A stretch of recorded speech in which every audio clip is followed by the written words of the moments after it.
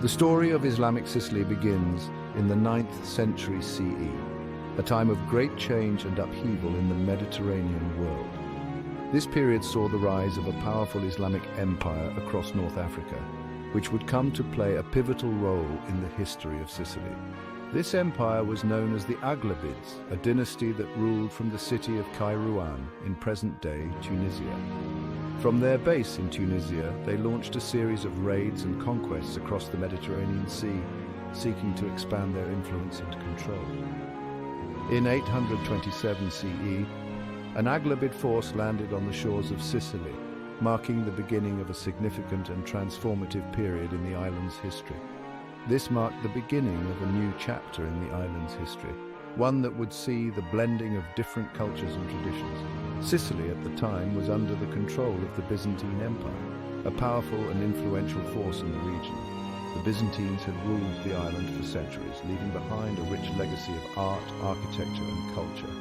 However, their grip on Sicily had weakened over time due to a combination of internal strife and external threats. Internal strife and external threats had taken their toll, leaving the island vulnerable to outside forces.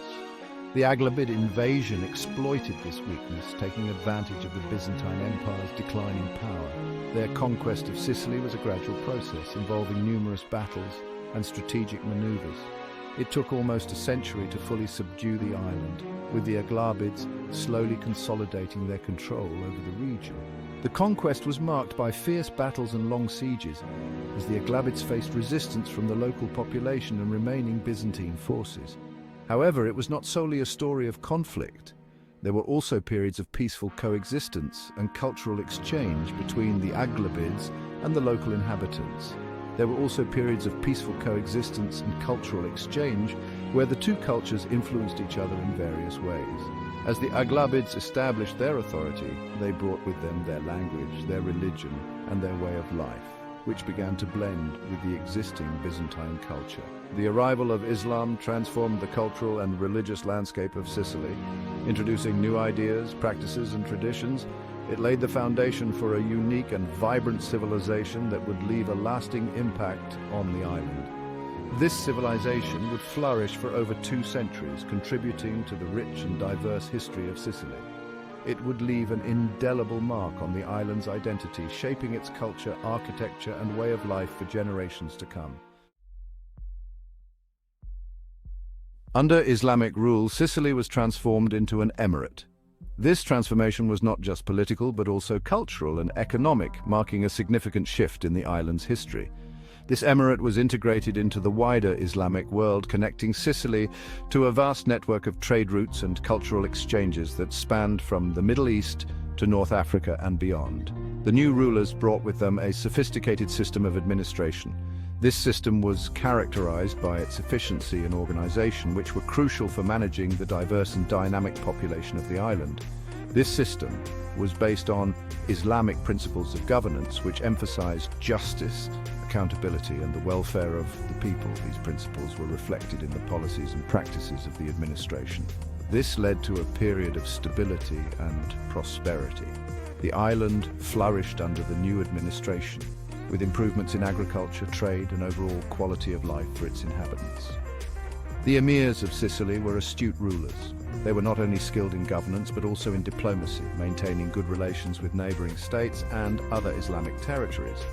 They understood the importance of fostering economic growth. They implemented policies that encouraged both local and international trade, making Sicily a bustling center of commerce. They invested in infrastructure projects like irrigation systems and roads. These projects improved agricultural productivity and facilitated trade. They also encouraged trade by building ports and marketplaces, further integrating Sicily into the Mediterranean economy. Sicily's strategic location in the center of the Mediterranean made it an ideal hub for commerce. The island became a melting pot of cultures, ideas, and goods, attracting merchants and scholars from across the Islamic world and beyond. The Islamic rulers also implemented a fair and efficient tax system. This system was designed to be equitable, ensuring that all segments of society contributed to the state's revenue without being overburdened. This system ensured that the government had the resources it needed to function effectively. The revenue collected was used to fund public works, support the military, and maintain the administration. At the same time, it did not place an undue burden on the population. The tax policies were designed to be fair, taking into account the economic conditions of different regions and communities. This fostered a sense of economic security and well-being. People felt confident in their economic prospects, which encouraged investment and innovation. The establishment of Islamic rule brought about significant changes in the social and legal systems as well. These changes were aimed at creating a more just and orderly society. Islamic law, known as Sharia, was introduced. Sharia provided a comprehensive legal framework that covered various aspects of life, ensuring justice and fairness in the society. It governed aspects of daily life, from family matters to commercial transactions. This legal system helped to maintain social order and resolve disputes efficiently. However, the Islamic rulers were generally tolerant of the existing Christian population. They recognized the importance of coexistence and mutual respect in a diverse society. They allowed them to practice their religion freely. Christians were able to maintain their churches and religious practices without interference. They also granted them a degree of autonomy in their internal affairs. This autonomy allowed Christian communities to govern themselves according to their own laws and traditions, fostering a sense of stability and harmony.